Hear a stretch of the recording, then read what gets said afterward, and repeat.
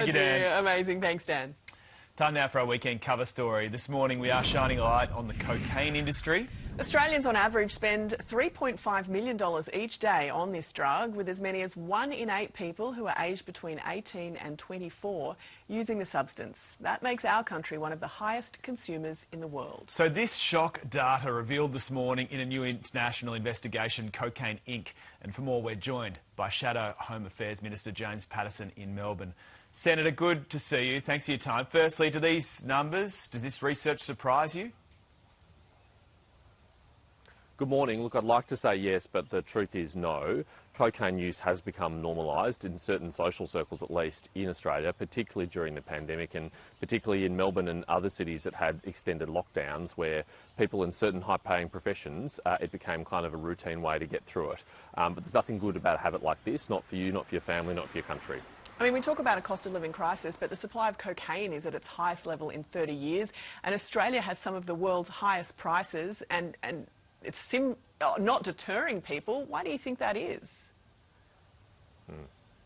Look, it's not a cheap habit at all, and we're an expensive destination for a product like this because we're a very wealthy country and there are people who do have the capacity to pay for it, but also because we're an island nation. We have a great national asset in not having to share a border with any other country, and a land border is much more permeable and vulnerable than an ocean border. So we do have the ability to stop a lot of the drugs that come in, and that means if you're a drug importer, you have to sell your drugs for a much higher price to still make a profit, knowing you're going to lose some of it along the way, and that's why it's so expensive. In terms of the reaction from Border Force, they say that while cocaine detections are on the increase, organised crime cartels are actually trying to exploit our large coastline. You mentioned a bit of the geographic detail there, but why is that such a large concern and what can be done? What you have to remember about these cartels is that they're highly sophisticated. They're much more like a multinational corporation than your traditional criminal organisation. They have accountants, they have lawyers, they have chief financial officers, they have HR directors, and they have a lot of people working on the logistics of this business, and they find very ingenious ways of getting drugs into our country. They do bribe customs and border officials, they do bribe police, and they're also innovating in ways like putting their drugs underneath the hulls of ships, welding them to underneath the hulls of ships, and then sending divers out to collect them before they come into port as a way of evading that port scrutiny. So we've got to get a lot better too. We've got to use technology to scan enough of the incoming freight to make sure that we're identifying this.